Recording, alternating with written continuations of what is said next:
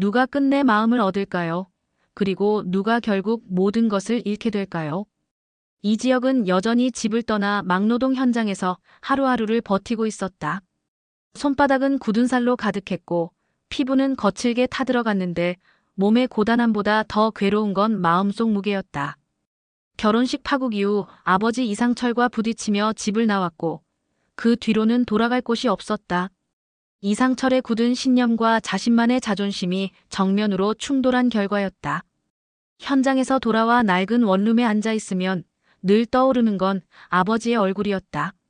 사람답게 살라던 아버지의 목소리는 아직도 귀에서 메아리 쳤다. 그런데 지역 앞에 어느 날 또다시 박성재가 나타났다. 조용히 종이컵 커피를 내밀며 앉은 그는 무심한 듯 말했지만 눈빛은 분명 걱정으로 가득했다. 현장 소장이 말하길 너무 무리한다고 하네요. 일 줄여줄 수 있다던데요. 지역은 커피를 받아들고 고개를 저었다. 성재야, 고마운데 내 도움은 못 받는다. 성재가 바로 물었다. 왜? 우리가 친구인데 그게 그렇게 힘든 일이에요? 지역은 숨을 한번 내뱉고 짧게 잘라 말했다. 내가 지은호 좋아하잖아. 나도 아직 그 마음에서 자유롭지 못하다. 내 도움받는 순간 우리 셋 다 꼬인다. 난 그 빚 안 질 거다. 그 순간 성재의 얼굴은 굳어졌지만 동시에 씁쓸하게 웃어버렸다. 역시 그게 이유였군요. 그래도 내가 쓰러지면 그땐 연락해라. 그건 친구 사이 계산이 아니다. 둘 사이엔 묵직한 공기만 남았고 지역은 아무 말 없이 커피에 입을 대었다. 뜨거운 액체가 혀를 데우자 마음속 깊은 곳에서 억눌린 감정이 더 선명하게 치밀어 올랐다. 이상철은 여전히 집에서 술잔을 붙들고 있었다. 김다정이 다가와 여보, 지역도 힘들 겁니다. 너무 몰아세우지 마세요라고 말했지만 상철은 쉽게 물러서지 않았다. 사내가 책임을 져야지. 사랑도 없이 결혼하려던 게 얼마나 잘못된 일이냐. 그걸 꾸짖는 게 잘못인가. 조옥래가 옆에서 듣다 한마디 거들었다. 상철아, 아이도 이제 어른이다. 내 방식만이 정답은 아니지. 이상철은 아무 대꾸도 하지 못했다. 그 역시 어렴풋이 자신이 서툴렀다는 걸 알았지만 그것을 입 밖에 꺼내는 건 아버지로서의 자존심을 내려놓는 일이었다. 그는 끝내 술잔을 채운 채 다시 목을 축였다. 지은호는 카페에서 하루를 마치고 난 뒤에도 머릿속이 복잡했다. 지역은 여전히 잊히지 않았지만 최근 성재가 건네는 따뜻한 말들이 마음 한편을 흔들고 있었다. 성재는 어느 날 카페로 찾아와 솔직하게 털어놓았다. 은호 후배, 나 오래전부터 좋아했어요. 지역 때문에 말하지 못했지만 이제는 말해야겠네요. 지은호는 놀라서 컵을 내려놓았다. 선배, 저 아직 지역 선배 잊지 못했어요. 그런데 선배랑 있으면 편하네요. 그게 더 무섭습니다. 제가 비겁해지는 것 같아서. 성재는 단호히 말했다. 그럼 제가 기다리겠습니다. 후배 마음이 어디로 가든 저는 제 마음을 지킬 겁니다. 그 말이 공기 속에 오래 맴돌았고 지은호는 대답 대신 미소를 지었다. 그 미소가 의미하는 건 아직 정의되지 않았지만 분명 두 사람 사이에는 새로운 기류가 피어오르고 있었다. 이수빈은 빠르게 상황을 파악하고 있었다. 지역은 무너졌고 은호는 흔들리고 있었으며 성재는 점점 대중적 매력을 드러내고 있었다. 그녀는 기회를 잡았다. 선배, 요즘 유튜브 얼마나 뜨는지 아세요? 제가 채널을 준비 중인데 선배가 같이 나오면 대박 날 거예요. 성재는 곧바로 고개를 저었다. 난 그런 거 관심 없어. 그러나 수빈은 포기하지 않았다. 은호 언니도 요즘 지쳐 있어요. 선배가 대중적으로 알려지면 언니 마음도 달라질 수 있죠. 지역 오빠는 이미 무너졌잖아요. 은호라는 이름이 나오자 성재의 눈빛이 흔들렸다. 결국 그는 깊은 한숨을 내쉬고 고개를 끄덕였다. 딱 한 번만입니다. 수빈은 속으로 미소를 지었다. 이 한 번이면 충분하다. 난 더 크게 갈 거니까. 촬영은 생각보다 자연스러웠다. 성재가 직원 식당에서 식판을 들고 줄을 서며 회사 밥이 제일 맛있다고 웃는 모습은 의외로 대중의 호응을 얻었다. 댓글창엔 본부장이 이렇게 인간적일 줄이야라는 반응이 쏟아졌다. 조회수는 폭발했고 협찬 문의까지 들어왔다. 그러나 동시에 본부장이 유튜브에 얼굴을 왜 내밀냐라는 비난도 함께 몰려왔다. 회사 안에서도 뒷말이 돌기 시작했고 결국 박진석이 직접 아들을 불러냈다. 성재야, 내가 우리 회사 본부장이냐 유튜버냐? 당장 그만둬라. 성재는 고개를 숙였지만 짧게 대답했다. 아버지, 세상은 변했습니다. 전 제 방식을 지키겠습니다. 그 말은 마치 예전에 지혁이 했던 말과 겹쳐 들렸다. 지혁은 우연히 성재와 수빈의 영상을 보게 되었다. 화면 속에서 환히 웃는 성재와 자신감 넘치는 수빈의 모습은 그의 자존심을 또다시 자극했다. 휴대폰을 꺼버리며 그는 낮게 중얼거렸다. 역시 난 저런 길과는 어울리지 않나 봐. 그러나 속마음은 더 복잡했다. 은호가 그 영상을 본다면 성재에게 더 기울게 될 게 분명했기 때문이었다. 그는 자존심과 사랑 사이에서 다시 흔들리고 있었다. 그날 밤 이상철은 편의점에 들러 이온 음료와 간식을 샀다. 그리고 알바생에게 말했다. 저 청년한테 전해줘요. 누가 준 건지는 묻지 말고. 봉투를 받은 이지혁은 직감적으로 알았다. 아버지였다. 그는 병뚜껑을 따서 연거푸 마시고는 고개를 숙였다. 아버지. 단 한 단어가 마음속에서 메아리 쳤다. 미움과 고마움이 동시에 밀려들며 그의 눈빛은 한참 동안 흔들렸다. 며칠 후 성재는 은호를 다시 불러냈다. 사실 수빈 덕분에 영상이 잘 됐지만 솔직히 말하면 은호 후배에게 잘 보이고 싶어서 시작한 거예요. 지은호는 잠시 놀라더니 피식 웃었다. 선배는 참 솔직하시네요. 성재는 진지하게 말했다. 솔직해야 마음도 움직이는 거니까요. 지은호는 대답을 미루었지만 마음속 깊은 곳에서 분명 흔들림이 생기고 있었다.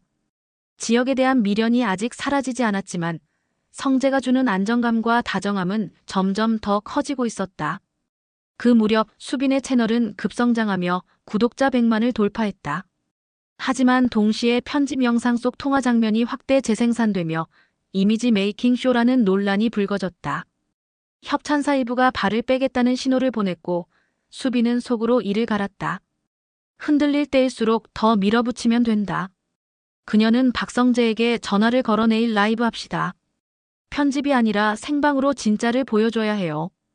인생도 결국 기획이잖아요. 다만 누가 기획하느냐가 다를 뿐이에요 라고 설득했다. 라이브가 끝난 직후 공간은 묘하게 얼어붙어 있었다. 수빈은 성공했어요 라고 말하며 환한 미소를 지었지만 성재의 얼굴은 쉽게 풀리지 않았다.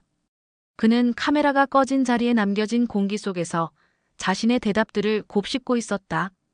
지은호를 향한 고백, 지역과의 관계를 인정한 말, 그리고 기다리겠다는 선언까지. 순간적으로는 담담했지만 사실 그 모든 대답이 스스로를 더 벼랑 끝으로 몰아붙이는 것 같았다. 지은호는 그 라이브를 끝까지 지켜본 뒤 눈을 감고 긴 한숨을 내쉬었다. 성재의 눈빛이 화면 너머로 전해졌고 그 눈빛 속에서 진심을 느꼈다. 하지만 동시에 마음 한쪽에서는 이지혁이 혼자 무너지고 있다는 사실이 떠올랐다. 둘 다 나를 향해 서 있는데 난 누구도 제대로 붙잡지 못한다는 자책이 은호의 가슴을 압박했다. 그 무거움에 눈가가 뜨겁게 젖어들었고 결국 그녀는 휴대폰을 내려놓고 손으로 얼굴을 가렸다. 같은 시각 지혁은 노동을 마친 뒤 휴대폰 알림을 확인하다가 그 라이브 영상이 실시간 트렌드 상단에 올라온 걸 보았다. 처음에는 외면했지만 결국 눌러버리고 말았다. 화면 속 성재가 은호 후배를 좋아한다. 기다리겠다라고 말하는 순간 지혁은 주먹을 꽉 쥐었다. 손등의 핏줄이 선명하게 드러날 정도였다. 그 말을 듣는 순간 심장이 무너져 내렸는데 그럼에도 불구하고 눈을 떼지 못했다. 내가 저 자리를 내줬구나라는 생각이 스스로를 조여왔다. 화면을 끄고도 한동안 눈앞에 성재의 얼굴이 맴돌았다. 그때 방 안으로 진동음이 울렸다. 발신인은 지은호였다. 짧은 메시지 하나가 도착했다. 선배, 괜찮아요? 단 4글자였는데 지혁의 가슴이 쿵 내려앉았다. 그는 답장을 쓰려다 멈추었다. 수십 번 손가락이 키패드를 오갔지만 결국 보낸 건 단 2마디였다. 괜찮다. 그러나 그 짧은 문장 뒤에 담긴 건 괜찮지 않다는 절규였다. 박성재는 라이브를 마치고 집으로 돌아와 소파에 몸을 던졌다. 휴대폰 화면엔 이미 기사가 쏟아지고 있었다. 본부장 유튜브 생방송에서 연애 고백이라는 제목이 포털 상단을 장식했다. 그는 눈을 감고 머리를 감싸쥐었다. 아버지 박진석이 곧 들이닥칠 게 분명했다. 다 알면서도 나는 왜 이렇게 말해버린 거지라고 중얼거렸는데 그 순간 화면에 은호의 이름이 떠올랐다. 그는 손을 뻗어 메시지를 열었지만 은호의 답장은 오지 않았다. 기다림은 답없는 고백보다 더 아프게 다가왔다. 수빈은 한편으로 들뜬 마음을 감추지 못했다. 논란은 곧 관심이었고 관심은 곧 숫자로 증명됐다. 구독자 수는 폭발적으로 늘고 있었고 실시간 채팅에는 응원과 비난이 동시에 몰려들고 있었다. 그녀는 모니터 앞에서 혼잣말했다. 이 정도면 성공이에요. 선배는 몰라도 나는 확실히 잡았어. 하지만 모니터에 비친 자기 얼굴을 보는 순간 알 수 없는 두려움이 미묘하게 스며들었다. 그 두려움은 마치 너무 빨리 타오른 불은 쉽게 꺼진다라는 경고처럼 들렸다. 그리고 바로 그날 밤 박진석이 성재의 집을 찾아왔다. 현관문이 열리자마자 쏟아진 건 차가운 호통이었다. 내가 감히 내 이름을 팔아 이런 쇼를 벌여. 본부장이 연애 고백이나 하고 다니는 게 자랑이냐? 성재는 고개를 들고 맞섰다. 아버지, 저는 제 방식대로 살 겁니다. 은호를 좋아한다고 말한 게 왜 부끄러운 일입니까? 대중과 소통하는 게 왜 죄입니까? 박진석은 주먹을 움켜쥐었다. 좋다. 그렇게 나오겠다면 내 힘으로 버텨라. 하지만 회사 이름 더럽히면 용서 없을 줄 알아라. 현관문이 쾅 닫히는 순간 성재는 주저앉아 머리를 감싸쥐었다. 폭풍은 이제 시작이라는 걸 알았다. 그 시각 이상철은 술잔을 기울이며 텔레비전에서 흘러나오는 뉴스 자막을 보고 있었다. 본부장, 생방송 고백이라는 자막과 함께 성재의 모습이 화면에 잡혔다. 이상철은 깊은 한숨을 내쉬었다. 저놈은 그래도 자기 말은 하네. 그런데 우리 아들은 그는 말끝을 흐리며 고개를 숙였다. 아들 이지혁이 자기 목소리를 내는 방식이 결국 집을 떠나는 것이었고 그 선택을 여전히 받아들일 수 없었지만 동시에 그 마음을 조금은 이해할 것 같아 미묘한 감정이 교차했다. 이지혁은 혼자 앉아 있었다. 주머니 속엔 아버지가 건네준 듯한 편의점 봉투에 영수증이 구겨져 있었다. 그는 영수증을 꺼내 들고 한참을 바라보다가 혼잣말했다. 아버지, 저도 제 방식대로 살고 싶습니다. 하지만 왜 이렇게 힘들까요? 그 눈가에 맺힌 빛은 결코 단순한 피곤의 눈물이 아니었다. 모든 인물들이 제각각의 공간에서 제각각의 방식으로 흔들리고 있었다. 성재는 공개적인 고백으로 세상과 싸우고 있었고 지은호는 흔들리는 마음 앞에서 답을 찾지 못했다. 수빈은 성공을 향해 달려가면서도 그 성공의 그림자를 의식하기 시작했다. 지혁은 고집스럽게 자존심을 붙들며 자신과 싸우고 있었고 이상철은 여전히 아버지라는 이름으로 무너져 내리고 있었다. 그날 밤의 공기는 유난히 무거웠다. 누구도 앞으로의 답을 알 수 없었고 각자의 길은 엇갈리며 더욱 복잡하게 얽혀가고 있었다. 시청자들은 결국 이 갈등의 끝이 사랑일지, 배신일지, 아니면 모두의 파멸일지를 알 수 없다는 긴장 속에 숨을 고를 수밖에 없었다. 오늘 준비한 화려한 날들 예상 시나리오 이야기는 여기까지입니다. 구독과 좋아요는 영상을 만드는데 너무나 큰 힘이 됩니다. 끝까지 시청해주셔서 감사합니다.